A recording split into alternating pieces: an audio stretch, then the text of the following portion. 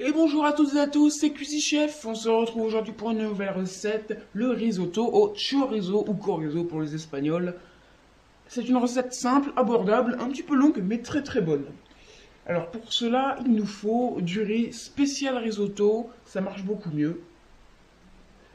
Ensuite, il nous faut un petit oignon blanc, pardon, un petit poivron rouge, 200 g de chorizo, de l'huile d'olive, et un bouillon en cube, que ce soit de volaille, de bœuf, n'importe. Pardon. C'est pareil, ça donne les mêmes résultats. Côté ustensiles, il nous faut une grande poêle, un broc, une cuillère à soupe, ainsi qu'une louche et un couteau. Pour commencer, vous pourrez couper l'oignon en dés et mettre 2 cuillères à soupe d'huile d'olive dans la poêle. Une petite astuce pour ne pas pleurer, parce que je sais que vous êtes des intimes. Pour couper l'oignon et ne pas pleurer, vous mettez de l'eau dans votre bouche, vous la gardez, vous ne l'avalez pas. Ça coupe les papilles et ça ne vous fait plus pleurer.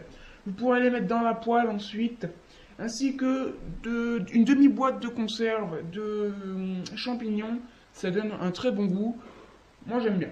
Ainsi que l'oignon coupé en cubes.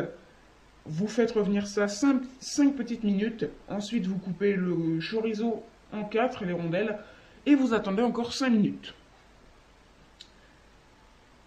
Voici comment on fait sauter une préparation dans une poêle. Un petit mouvement d'avant en arrière, c'est très simple. Bon, faut avoir le coup de main, mais une fois qu'on l'a, c'est simple.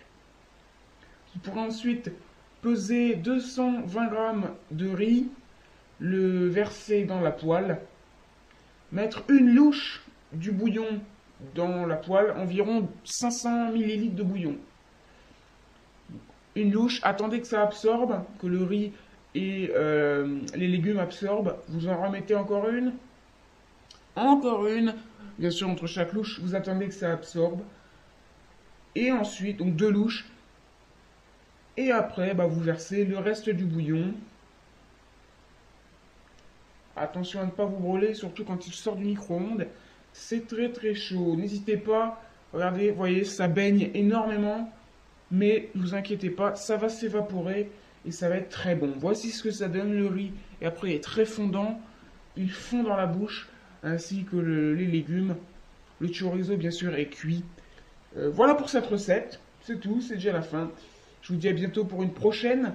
N'hésitez pas à commenter. À bientôt!